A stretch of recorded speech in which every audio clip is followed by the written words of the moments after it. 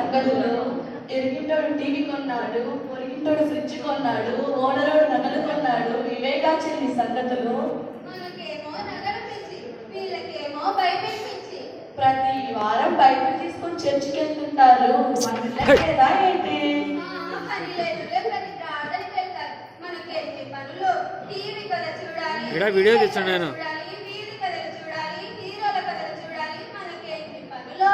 భలే చెప్పావు చెల్లి. నా మనసులో కూడా ఇదే ఉంది. అందుకే కదా మనం ఫ్రెండ్స్ అయ్యాం.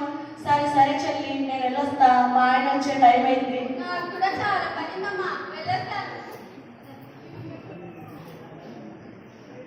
రూదమ్మా, రూదమ్మా.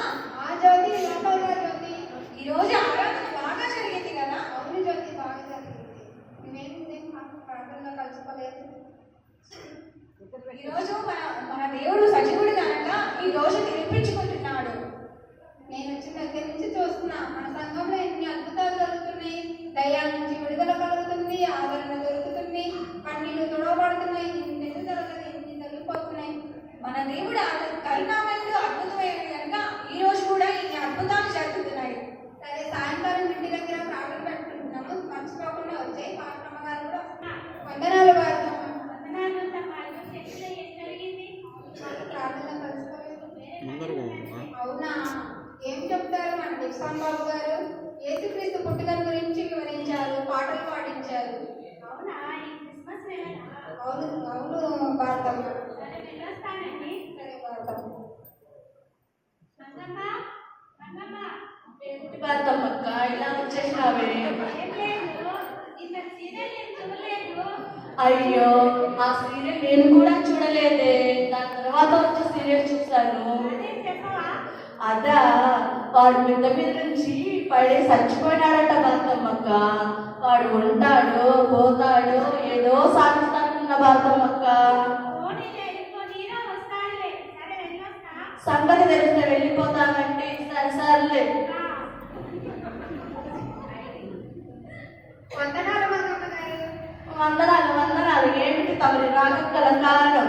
ఏం లేదు, సాయంకాలం ఇంటి దగ్గర ప్రార్థన పెట్టుకుంటున్నా, మీరు వస్తారని. అయ్యో, నేను రాలేనమ్మా. అయ్యో మంగమ్మ గారు, ఒక్కసారి వచ్చి కలుసుకోండి. అయ్యో, నేను రాలేనమ్మా. ఒక్కసారి వచ్చి కలుసుకోండి. అయ్యో, నేను రాలేనమ్మా స్వామి.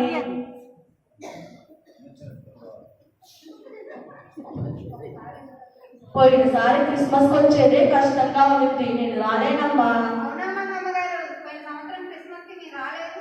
వచ్చాను, అయినా కానీ ఆ దేవుడు నాకేం చెయ్యలేదు. అందుకే ఈసారి రాకూడదనుకుంటున్నాను. ఒకసారి వచ్చి కలుసుకోండి, మీకు అద్భుతాలు జరుగుతాయి. నేను రాలేనమ్మా. అయ్యో, మీరు వస్తారని మన వీధి వాళ్ళ కోసం భోజనాలు వండి పెట్టామే. నేను రాలేనమ్మా. చికెన్, మటన్, ఎగ్స్, ఫ్రాన్స్ అన్ని వండి పెట్టాము. అయ్యో, చికెనా? ఈరోజు వంట వండాల్సిన అవసరం లేదు.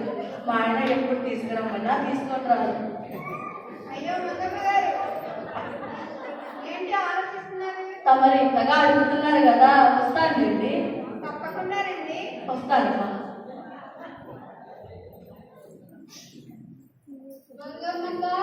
మంగమ్మక్క, ఏమిటి సుబ్బు ఇలా వచ్చేసినావే? ఏం లేదు, ఏమన్నా అంటే నువ్వే చెప్పాలి. ఏముంటాయి చెప్పు. ఏముంటాయి సుబ్బు? రుతమ్మ వచ్చి ప్రార్థనకు పిలిచిపోయింది. ఇంటి దాకా వచ్చినాను కదా, మన యేసు ప్రభువే కదా, పోకపోతే బాగోదు కదా, అందుకే వెళ్దామనుకుంటున్నాను.